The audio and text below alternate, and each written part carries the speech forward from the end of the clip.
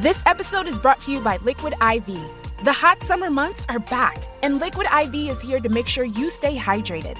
One stick can help hydrate you 2 times faster and more efficiently than regular water. Plus, it has 5 essential vitamins, including vitamin C. Right now, you can get 25% off when you go to liquidiv.com and use code BOLD at checkout. That's liquidiv.com with the promo code BOLD. This episode is brought to you by Cheetos Deja Tu Huella. Deja Tu Huella means leave your mark, and that's exactly what Latinos are doing. They're transforming the world around them, pushing boundaries with their unique perspectives. It's their superpoder. Join Cheetos and celebrate the heroes that are leaving their mark with the Deja Tu Huella program. You can also celebrate by checking out the new podcast, Batman Unburied, presented by Cheetos Deja Tu Huella. Visit Batman Unburied on Spotify to learn more. Precise, personal, powerful. It's America's weather team in the palm of your hands. Get Fox weather updates throughout your busy day, every day. Subscribe and listen now at foxnewspodcasts.com or wherever you get your podcasts.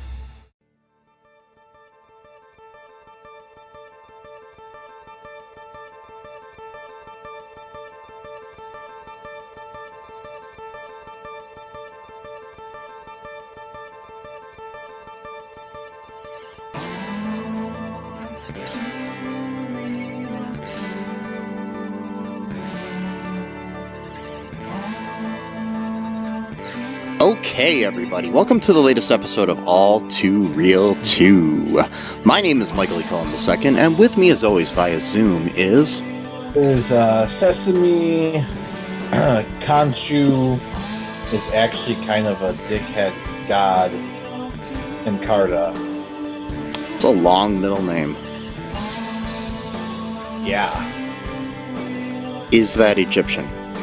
Or Markada, if you will, because of Marc Spector. So I'm actually Sesame. Khonshu is kind of a dickhead god. Markada. Okay. Yeah. Anyway, so today on the show, we are covering episode 2 of season 1 of Moon Knight, the Disney Plus television series.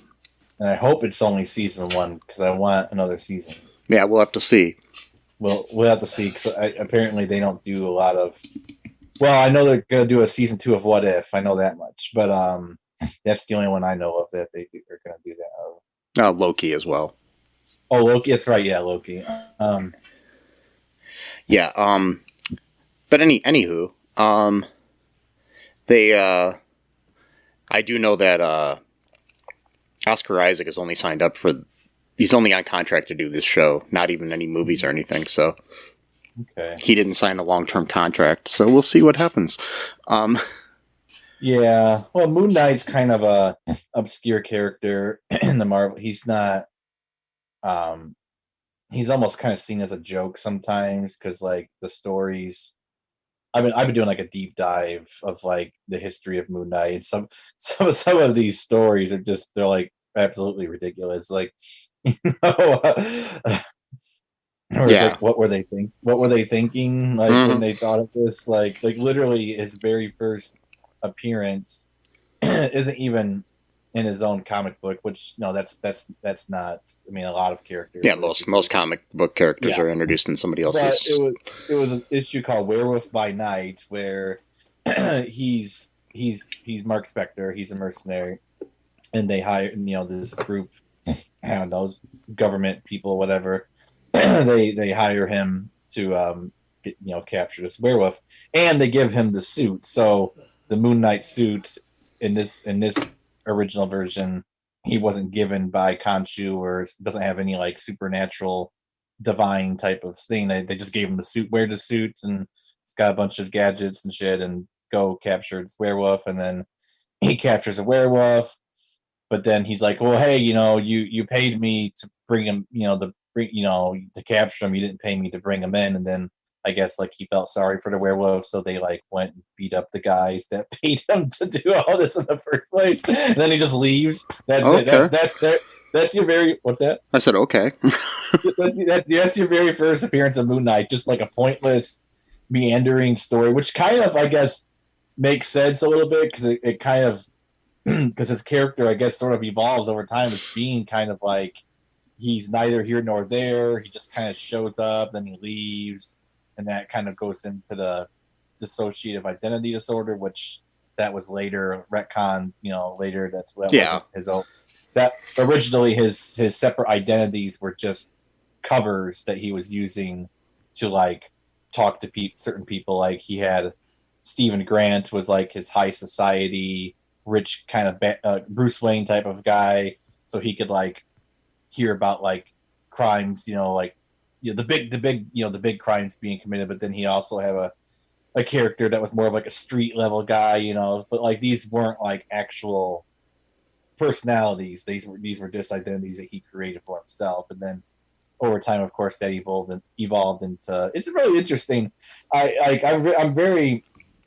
I don't know why, but I'm very much more interested in this character than I have in any of the other characters, even though he's like very kind of like a minor character. Well, it's probably because you know less about him than other ones, so it's easier to find more. And the thing is, it's cool. I mean, it could be developed into a really cool character, which it already has. And I think I would love to see him join the greater MCU, but I guess there's no real major plans at the moment. But we'll see what happens. So the name of this episode is Summon the Suit. It was directed by Aaron Moorhead and Justin Benson. Written by Michael Castelline. Castelline? I don't know how you pronounce his name, but anyways, I'm sorry, Michael. Pretty sure I know how to pronounce Michael, but other than that, So, the original release date was April 6th, 2022. So, initial thoughts here. What did you think about this episode? I loved it. I think it it picked up right where it left off, but things got really intense really fast. I was kind of afraid of the slow burn thing that these shows tend to do, where the first 3 episodes almost feel kind of like filler episodes. Then they gotta wrap everything up in 3 episodes. I'm like, well, that seems kind of like episode 1 was like the filler episode, like just getting things started, and then episode 2, I mean, we're already talking about like the history of the gods and their agendas and avatars, and the scarab is put back into the the mix and all this kind of stuff. I really liked it a lot. Me too. I mean, I thought it was a really well made episode. The everything, directing, action, story, everything, it was good. I'm really digging Ethan Hawke's portrayal of Harrow. It's getting even more culty, creepy-ish, which is cool. But he's very subdued, kind of like a really good cult leader. He's not. He's charismatic, but he knows how to not to go too hard into it. Kind of reminds me in a weird way of the Nexium guy. What was his name? Oh my god. Yeah, dickhead. But anyways, he's nobody. But yeah. See, that's the thing. Is like a lot of cults fail because their cult leader gets too wild with their charisma, and they eventually turn a lot of people away, and then all that are left are the fanatics. And you might think, well, that's a good thing, but it's like, well, no, it's not, because the fanatics are usually very unstable, and some of them might want to have power for themselves. Then you got to worry about people taking you out. So then you get paranoid. So then you start hiring more bodyguards. But then you start wondering, well, is my bodyguard going to try to kill me? And then basically that ends into the whole like murder suicide thing. So like, this guy Arthur, he's very, very controlled. He is charismatic, but he almost I think he believes in his own con. I really do. Well, yeah. At least at this point. I don't think he's a con artist per se, as much as he might be being conned himself. Right. And I mean, somebody brought up something interesting to talk about it, like the way that he does his like almost like lie detector type of thing. It's very similar to like Scientology with their auditing. Oh yeah, that's right. Where they just hook up this fake thing and they get you to excuse me, you get to confess their supposed things or whatever, and then they write it all down as a way to threaten them later on, like, oh, if you want to quit, well, he says here on October 2nd that you had an affair, blah blah blah or whatever.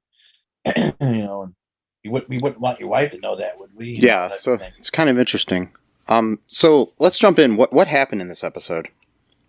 It's more like what didn't happen in this episode. So Steven, he wakes up to the sounds of the screeches and fist punching the shit out of that jackal from the night before. And then he wakes up and he, immediately jumps out of bed because he thinks he's still, at the museum. Ends up falling face first on the floor because he's got that strap, attached to his leg and foot.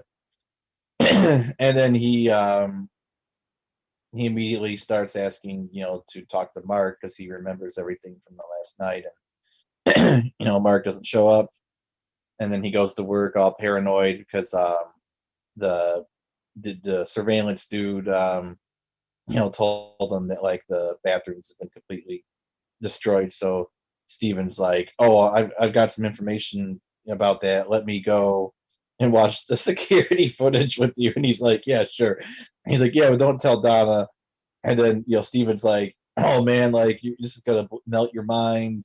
This is like some Area 51 MI6 stuff, and all you see is him, though. You don't see the jackal. You just see Steven, hiding behind a, whatever, crying. He's like, are you crying? He's like, yeah, a bit. And then, just, no dog or no Egyptian jackal, nothing, just him running away from an imaginary nothing. And so then he starts freaking out, like, well, shit, did I imagine this or something? And then you got these scenes where it looks like he's fighting himself, sort of like in in like Fight Club or something.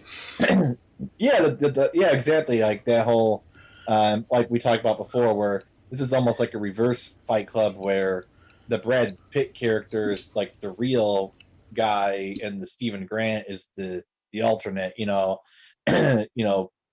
basically, like, he's like the big tough guy who wants like a softer side of himself as opposed to... That is as far as we know so far. Well, yeah, as far as we know, but that's...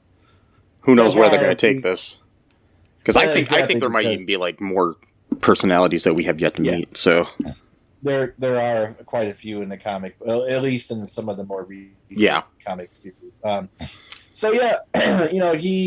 He gets fired. The guy from HR's, he's pretty nice. He's like, hey, we got these doctors that you could see. They're really good. You're not alone, even though that's like a classic HR thing to say. And maybe these people can help you. And then sends him off on his way and talks to his statue buddy and gives him a hug. And the guy actually moves this time. And the last time he didn't. Yeah, he gives him a little side eye or something there. So that's interesting. And then we go into the next stuff. So what happens after that? So basically, he learns that Marc Spector is the name of his other avatar. He learns of the avatar Egyptian moon god Khonshu. So then he is confronted at one point by Layla, who I guess was unaware of the fact that Steven existed. So, or maybe she did know and left him because of that. Who knows? They were trying to... She presents divorce papers after he insists they go back to his place. And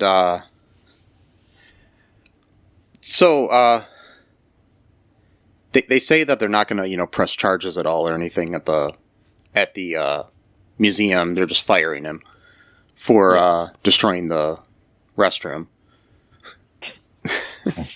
Which is like, come on, how badly that restroom was destroyed. I mean, how could they think that he, I'm pretty sure, if you're working at Walmart and you destroy their restroom, they're going to do more than fire you. Well, I know, but what I mean, though, is how badly it was destroyed. How could they think that he did it alone did that? I mean, with but what still, weapon, they have no other proof to anything else happening, so... No, I guess not. So, yeah, I love that scene, though, in the storage facility, though, where Khonshu's basically, chasing him. Yeah. And, at first I thought there was something wrong with my TV, because there's, this freeze frame when Steven screams. Yeah. When Khonshu... But then I watched it again, the same thing happened. Then I watched, some clips on YouTube, and it's the same. I was like, oh, that's actually part of the... Yeah. They did that on purpose, It reminded me of there's a scene in The Man from Snowy River. This is a really weird thing, but where they do a similar thing with a horse. They have this horse that's scared, and they do a freeze frame with the horse to create more tension. And when I saw that, it just reminded me of that. So, yeah, I think I remember you mentioned that once. Yeah, in the movie, some other time. But yeah, so I thought that was really cool, and that could have been symbolic in a way too of where he froze in between identities, he couldn't even switch to Mark even if he wanted to at that moment, because I mean, you gotta imagine this 8 feet tall god who's not even really chasing you, because he just can appear at will in any place he wants to, and you'll see him down the hall, but then all of a sudden he's right in front of you, and he's got his back turned to you, and then he faces you. Yeah, and it's cool the way the noise of the lights turning on and off is really cool. In that scene, back to Layla, we've got when they're in the apartment, she finds a book of Stephen's, not of Mark's, of French poetry, and her favorite poem is the same as his. So it's kind of weird that this whole, even though he's a different personality, has this favorite poem that's the same as his wife's. Yeah, I noticed that too. I was thinking about that. That maybe part of this identity was maybe what he thought would be more suitable, to be with Layla, kind of thing. Yeah, it's more of a homebody sort of more reliable type of person than a wild adventurer. Right. Yeah, and it's interesting. The poem is about separation though too. Being separated from your love, so it's interesting there too. Yeah. So, anyways, while they're at the apartment, cops do come, and they're named Fitzgerald and Kennedy, by the way. So that should have been a a key right there to let them know that they're fake. Well, just even the way they were acting, as soon as they came there, were just really suspicious. Immediately they just felt okay, these aren't real cops, or maybe they are. Maybe they're but part of the whole cult. But either way, they're part of they're part of Ahmet's cult, and they take Layla and Stephen to see Harrow. Arthur. Well, Layla ran away. It was just yeah. Stephen. So eventually, it was just Stephen. Yeah. Oh yeah, she ran away out there. I'm sorry, I forgot they were trying to get her, but she wasn't there. She was hiding. She left. I totally forgot about that for some reason. That's all right. Because then she ends up back there later. Because she does end up helping him later, so that's why I forgot. But yeah, so take some. What happens there once he's with Arthur?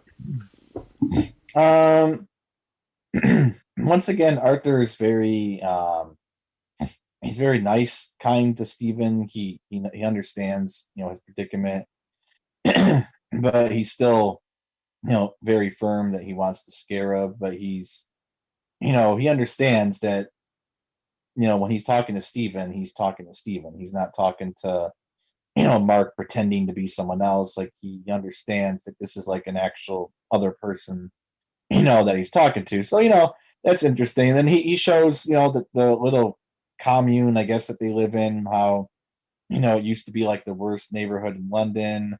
Like the crime rate there was just like sky high. And now, everybody's growing like their own tomatoes, and they got like a goat for some reason. And well, every neighborhood needs a goat. Yeah, of course. And like even Steven like points out that a goat, and Arthur's just like smiles, like, yeah, like almost like he's just like being very, like very, very almost like treating Steven kind of like a child almost, like yeah, that is a goat, it's funny, whatever. And then they says that he speaks to this one girl in Mandarin, and then she speaks back, and he Steven's like, oh, you speak Chinese? And he's like, oh, it's Mandarin, actually, like, kind of corrects them, because there's multiple languages that people speak in China. And he says they all aspire to learn 3 languages, or at least 3 languages.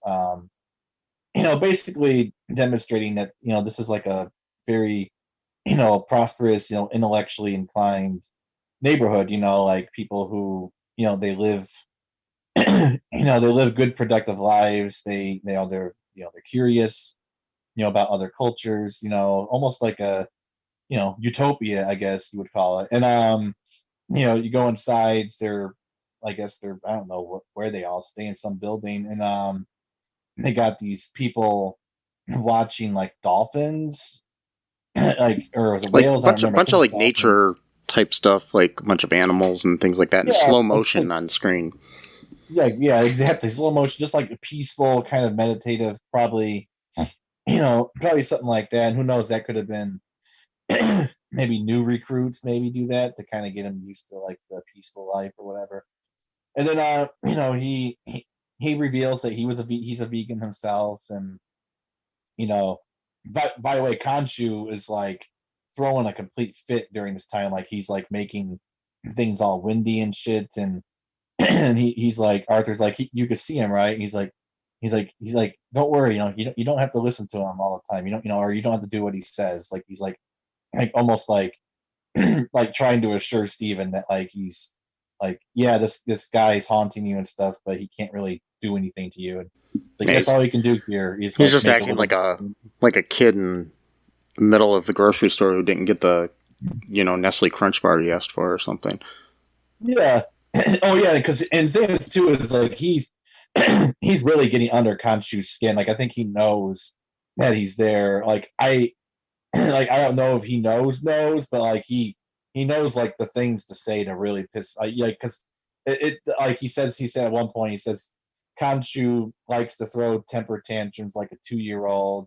None of the gods respect him, and you see Khonshu like really far away, and he's like trying to argue against that. Like, it almost like feels like he's getting under his skin, like, like, yeah. He's like, oh well, I only punish those who deserve it, and like I am true justice. And he's like, well, let me guess, right now he's saying I am true justice or whatever. Like, just really like just being very patronizing towards this fellow, other god that he doesn't really agree with or believe in. Yeah, we find out as they talk, though, too, that Arthur reveals that he was Khonshu's previous avatar.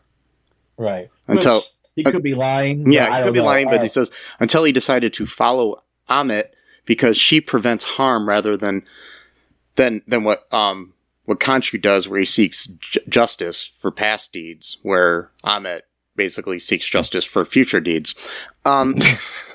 Yeah, I mean, yeah, he talks about pulling evil out from the root, amputation of a diseased limb, stuff like that. Things that might look grotesque or might might seem bad on the surface, but in actuality are good.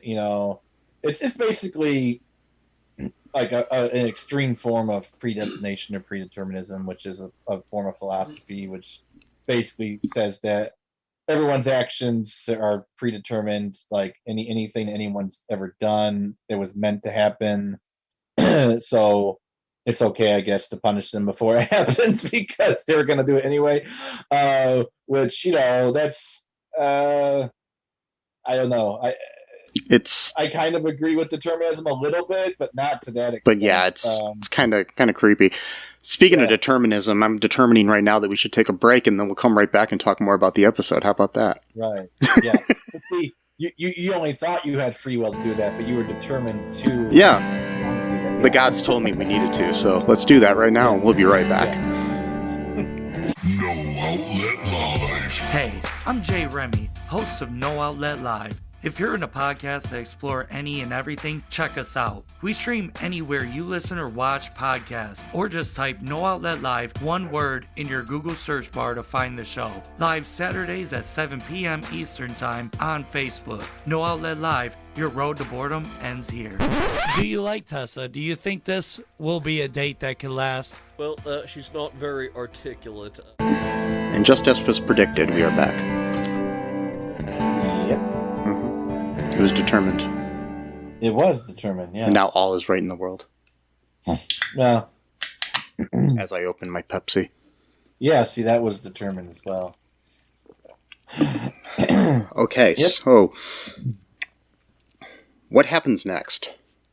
So Arthur's basically trying to, indoctrinate Stephen into, Amit's philosophy of predestination or an extreme form of predeterminism. And Stephen's, he's listening politely and stuff, but he's really not having it. And he starts, arguing with him like, well, if Amit judges people pre-evil, then isn't that like killing an innocent person? Or like, what if it's a child? What if, they're going to do something in 30 years, but you're just going to kill a child? And Arthur's like, yeah, I'm actually glad that you said that or whatever. And, what about amputating a limb or, stuff like that? And, Stephen's like, well, a child is not, a diseased limb, and he's like, are you guys all into this? Like child murder? Like, I don't know. To me, it's kind of like where I draw the line, on the whole child murder thing. Like Arthur's kind of like picking up on the sarcasm a little bit. He's like, I don't like this, So he's like, he shows the cane that he uses, and he says, this is this cane was given to Amit's first avatar, and it contains just a tiny sliver of her power. You can see this purple stuff, which is again interesting because purple in MCU usually is about power. Yeah. So well, this wasn't really purple. It was kind of like a violet almost to me. It seemed like yeah, but it's still closer to purple than any of the other colors, and it's kind of the Power Stone was purple. Mm-hmm. Black Panther, which is interesting. In Black Panther, one of the gods that gave them power was one of the Egyptian gods too. So that's interesting. Yeah. And then that stuff's purple, and that's what gives Black Panther, super strength. So it's interesting. And so he kind of threatened Stephen, which now he's showing a different side to himself. Maybe he's not so kind, and he's just treating Stephen nicely to kind of get him to open up a little bit, to see if he can bring Mark out, talk to Mark or whatever. And he actually starts talking to Mark, even though it's still Stephen, like saying that, Khonshu is a liar, that there's always one last mission, and he's revealing why he wants the scarab. Oh yeah, that's right. Yeah, which is to basically he wants the scarab to find Amit's tomb and resurrect her so she can purge all of humanity of evil. Well, he said the cruel masses, which is interesting. Yeah, which means like what? Like only 1% of humanity is like good, Yeah. So basically, I mean, I getting rid of all of humanity, but all of the evil in humanity is what I'm saying. So, Well, no, but I'm saying he refers to them as the cruel masses, which that implies that most people are bad instead of like, a few people or whatever. Like he thinks it kind of reminds me a little bit of Ra's al Ghul, like, where his whole sense of justice was no matter the severity of the crime, the punishment should be the same, which is absolutely bonkers. But like, it's like a guy steals an apple, you got to cut his hand off. But like, that's the same punishment as like, let's say if a guy like manipulates the stock market to earn trillions of dollars and completely tanks an economy and causes like poverty for the entire nation. Oh, or, same thing, or somebody steps on a fly is the same as somebody murdering a small family. It's like so that kind of like it's an insane form of justice that's really not at all rational. Mm-hmm. You start to see, the people who believe and teach these things, they may be able to talk about it rationally for a little bit, but after a while you start like, okay, there's something wrong with this person. Like there's no way. It's like, have you ever seen the movie Frailty? Frailty? No, I haven't seen it. I highly recommend it, but the basic concept, without ruining anything, is that there's this father who,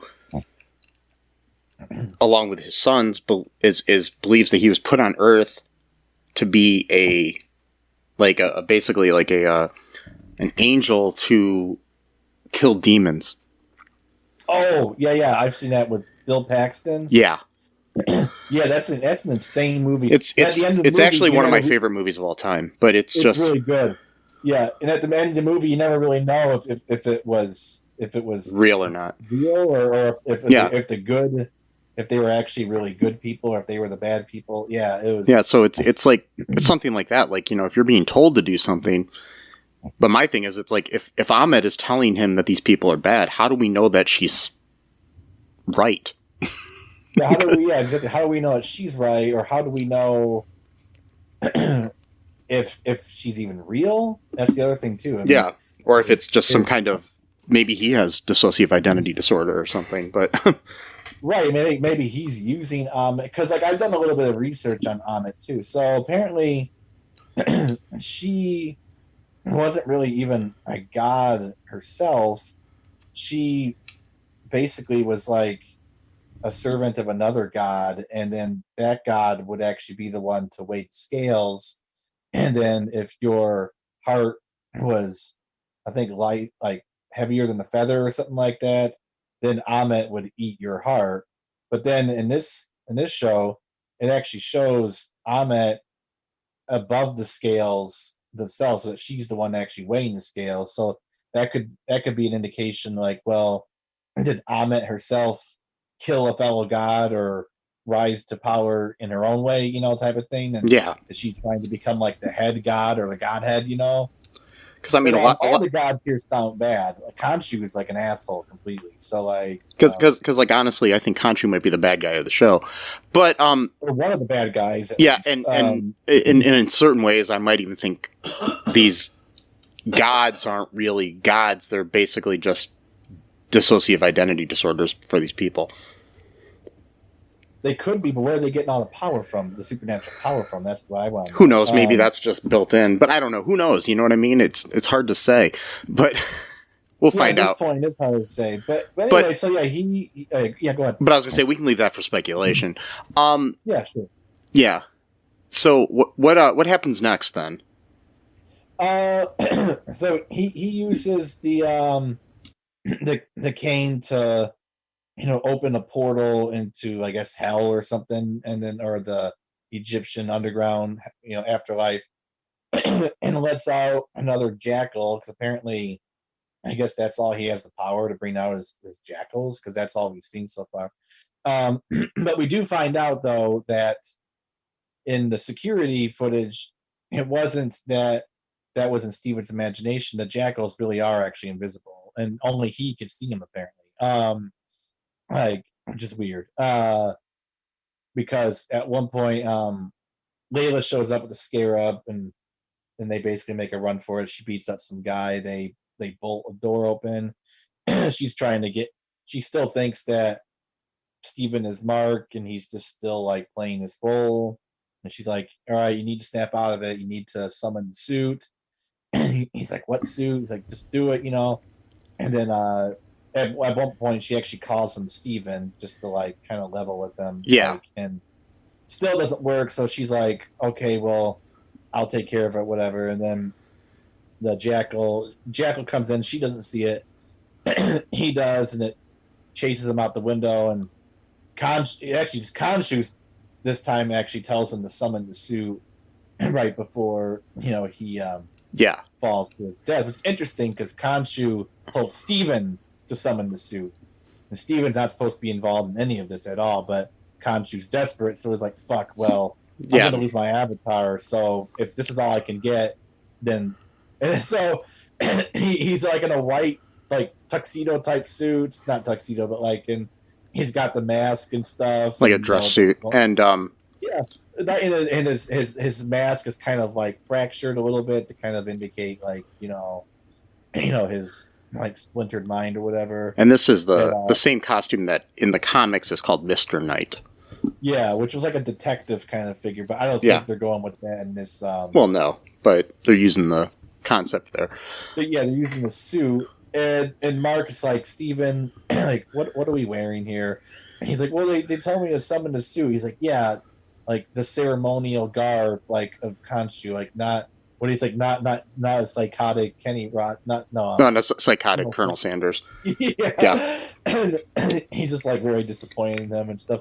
But the jackal comes back and he beats him up for a while. But interestingly, Steven actually lands a punch against the jackal on his own, and he's like doing like this, like he's talking himself up like Muhammad Ali, like sting like a bee, I am Steven with a V and stuff like that. He actually punches this jackal really hard, and he's like, he's surprised at how much like super strength he has, because I guess he has like a little bit of the strength of Moon Knight now, but he's still the personality of Steven. So that's kind of an interesting thing to have now going on. Yeah, and I mean, it's to let us know, too, that he's the Steven with a V in the Marvel Universe, not the Steven with the PH.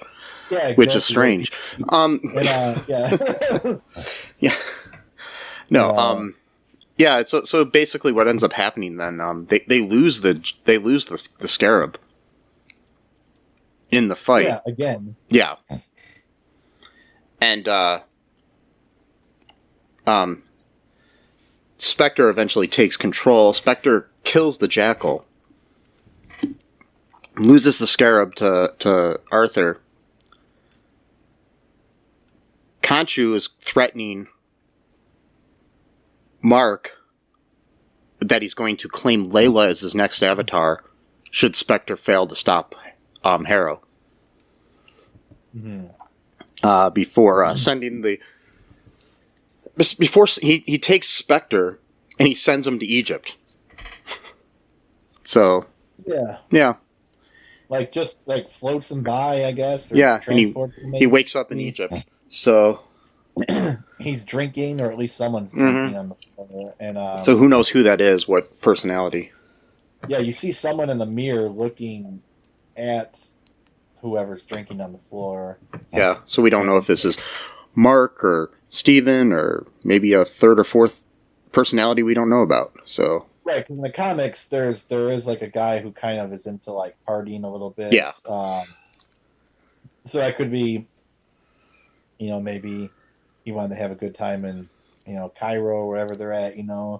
So, what do you think's going to happen? Like, what are you hoping happens? Like, what I'm hoping is going to happen is that there's going to be sort of like an integration of all of his personalities into like one person.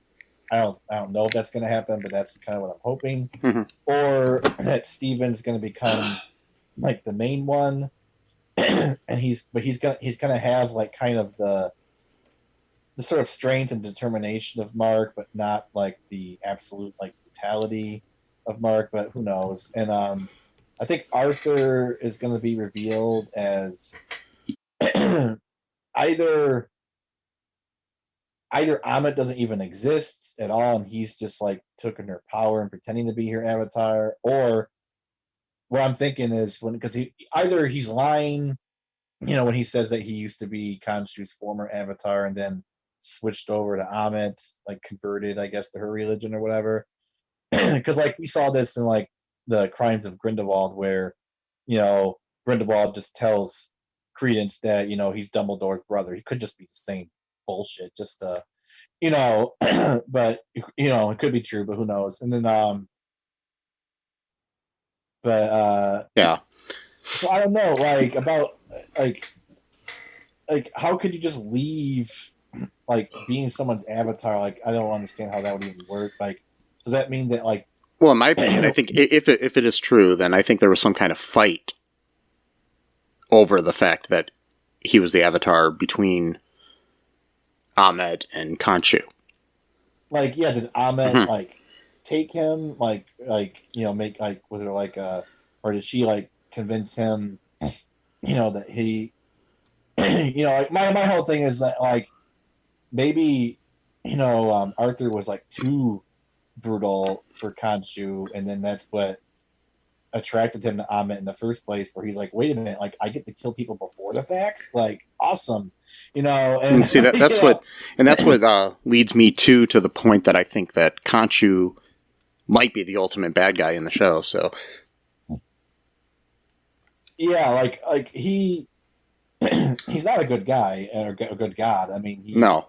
In the comic books, even worse, actually. Well, at least in the newer, like from 2014 to like 2016, I think. At one point, Moon Knight / Mark is like, he actually plans to kill Khonshu because he's like, I can't take this shit anymore. Like he's a malevolent spirit who's basically like destroyed my entire life. Like, because we find all this retconning shit happen, how he's always had dissociative identity disorder, and that Khonshu, has basically been tormenting him since he was like 7 years old, and basically telling him like since he was a kid, like one day you're gonna be my servant. Like, I mean, like imagine being that kind of a deity, like like it's kind of like helicopter plant parenting or something.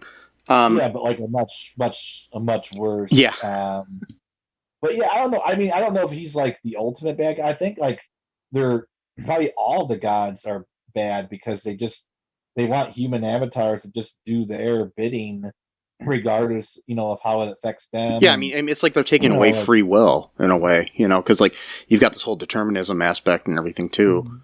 Mm-hmm. So it's interesting. It'll be interesting to see where they go with all of this, especially now that we're in Egypt. And it's gonna get real. Yeah. So next week episode is directed again by Mohammed Diab.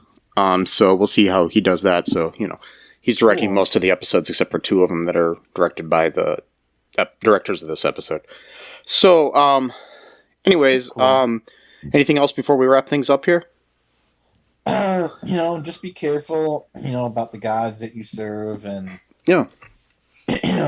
be careful about joining cults and like accruing supernatural power, via those cults, and like don't be like Khonshu, don't be like Amit. Well, that's the thing, we haven't met Amit yet. Yeah, that's the weird thing. So like we know from our perspective, we're seeing Mark and Steven seeing Khonshu. So Arthur probably sees Amit the same way that we see Khonshu. Like she's probably just there, showing up here and there to like give him instructions, and but we don't see her. Who knows? But we'll see. I mean, I'm starting to wonder if they're gonna do some weird twist where like Amit, was like banished, so then she's become like that's like her villain arc almost type of thing. Like like she was actually good before, but then the other gods wanted, to have more power for themselves. Arthur's manipulating her powers. That's the other thing too. Maybe she's actually a weak god, and he's learned to like just use her power. Yeah, who knows, really? We'll see where they decide to go with this. It'll be interesting, and if you liked our show here, be sure to, check out all2real2.com and follow us on all the links there. Everything's there, all of our social media and all that stuff. You can buy stuff on TeePublic, get some t-shirts. If you have any suggestions for anything you'd like us to cover, it's mike@cullenpark.com. Be good to each other out there. Wear a mask, unless it makes you look like a psychopathic Colonel Sanders. And, wear a condom. Unless that makes you look like a psychopathic Colonel Sanders, too. I don't know how that would work. But anyways, so till next time, folks. Bye-bye. Thanks for listening to All Too Real 2 podcast, a Cullen Park production. Produced and edited by Michael E. Cullen II. Music by Matthew Hawes. Subscribe and share the show. Visit us at cullenpark.com.